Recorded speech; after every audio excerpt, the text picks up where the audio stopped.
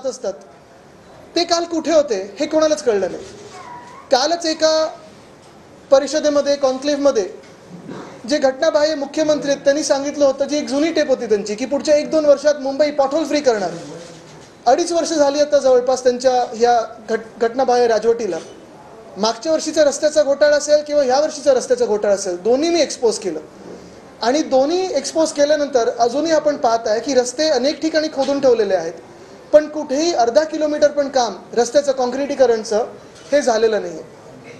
तसंच आपण पाहिलं असेल, काल त्यांनी एक प्रश्न विचारला, उलट पत्रकार जे विचारत होते ना, काही पाणी भराय क्या इस बार देखा आपने, आणि बोलताच क्षणी पुढच्या अर्ध्या तासात पाणी भरायला लागलं.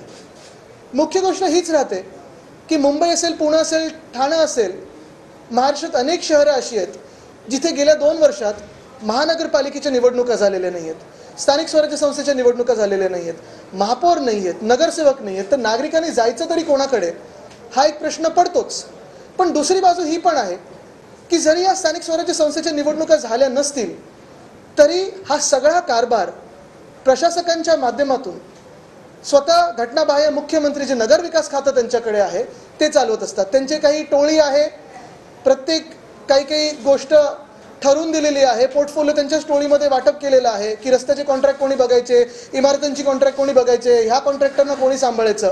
प्रत्येक कामात एस्केलेशन झालेलं आहे, पण कुठेही काम झालेलं नाही आहे. आणि एवढे अकार्यक्षम घटनाबाह्य मुख्यमंत्री या महाराष्ट्राने आधी कधीही पाहिले नसतील किंवा देशाने कधी पाहिले नसतील. मला वाटतं ही महत्त्वाची गोष्ट. गेली 2 वर्ष आम्ही अजून एक विषय सातत्याने मांडत आलेलो आहोत. मुंबईसारख्या शहराला 2 वर्षामध्ये 15 असिस्टंट कमिशनर नाही आहेत, अजूनही नेमणुका बाकी आहेत. हे का होतं, हे कशासाठी होतं? काही ठिकाणी एक्झिक्युटिव्ह कोणीतरी ॲडॉप चार्ज देऊन ठेवलेला आहे, कुठे एक्झिक्युटिव्ह इंजिनियर असेल, कुठे अजून कोण असेल, पण वॉर्ड ऑफिसर नेमले नाही आहेत. म्हणजे मुंबई असेल, पुणे असेल, ठाणे असेल, आपण पाहत आहे गेल्या काही दिवसांमध्ये आणि खास करून काल VIP मुवमेंट असली की रस्त्यावर ट्रॅफिक पोलीस लागतात, पण काल जी ट्रॅफिकची कोंडी झाली, जी रेल्वेमधून प्रवास करणाऱ्यांची हालत झाली, मेट्रोमध्ये जी काही गर्दी पाहिली, घाटकोपरच्या मेट्रो स्टेशनचा व्हिडिओ सगळीकडे फिरत आहे, एवढं भयानक चित्र मुंबईने कधीही पाहिलं नव्हतं आणि एवढं भयानक राजवट किंवा काम कधीही पाहिलं नव्हतं.